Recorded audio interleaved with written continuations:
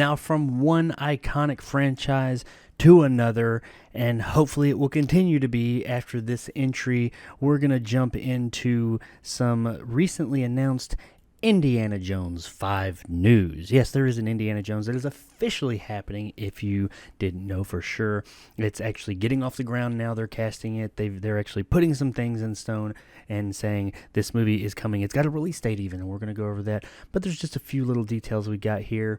Some of it is telling, and some other people think is more telling than I do. But let's just read through it real quick and see what our thoughts are.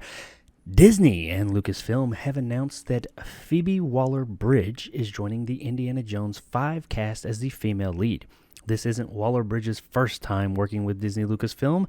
She also had a role in Solo, a Star Wars story. Plot details about Indiana Jones 5 aren't available just yet, and we don't know anything about Waller-Bridge's character. In addition to this casting news, we also know that John Williams will be back to compose the film's score. Of course, while Williams will be back, Steven Spielberg will not. Spielberg was intending to return to helm, but after several delays, the filmmaker handed directorial duties over to Logan director James Mangold. Spielberg will still serve as producer on the project. I'm thrilled to be starting a new adventure collaborating with a dream team of all-time great filmmakers, said Mangold. Stephen, Harrison, Kathy, Frank, and John are all artistic heroes of mine. When you add Phoebe and a dazzling actor, brilliant creative voice, and the chemistry she will undoubtedly bring to our set, I can't help but feel lucky as Indiana Jones himself. They hope to start filming this summer, and Indiana Jones 5 is set to open July 29th, 2022. So a little over a year now, about a year and a half-ish, a little under a year and a half. It's crazy to think that we're going to have that. They haven't even started filming this movie yet, and we're going to have an Indiana Jones 5 in the summer, next summer, not this coming summer, but the summer after that.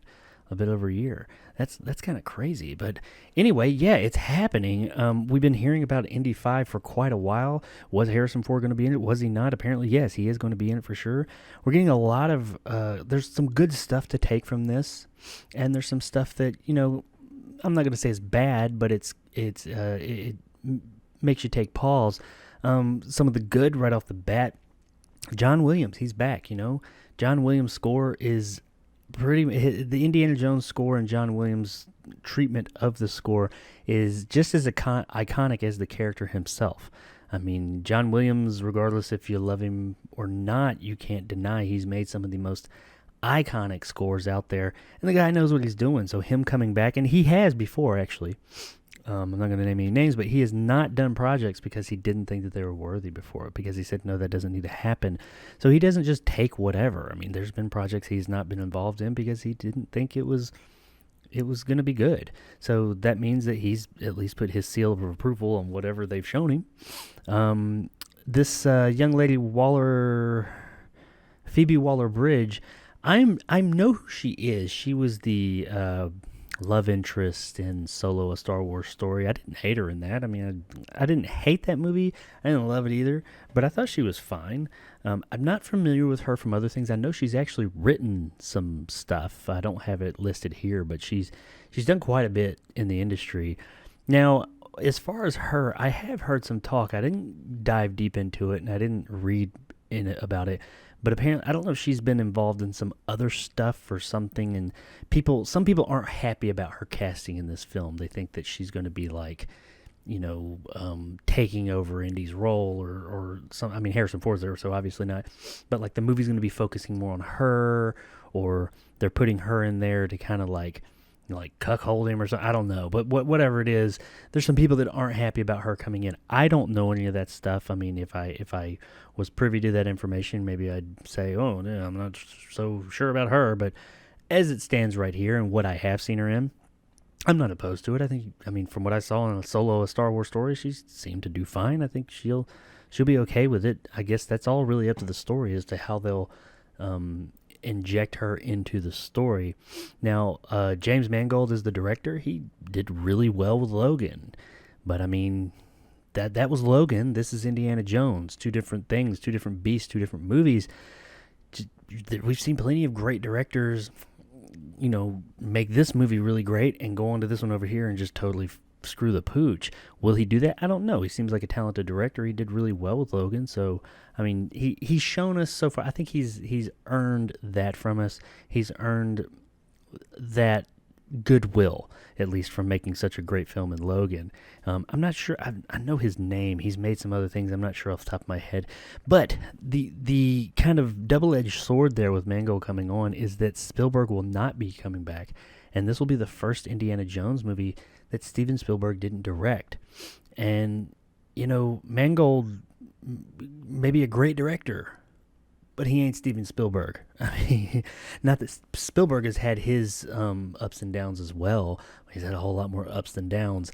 But, I mean, Steven Spielberg being attached in the director's chair, well, yes, he was attached to the bad Indiana Jones movies as well as the good one, or bad one as much as the good ones.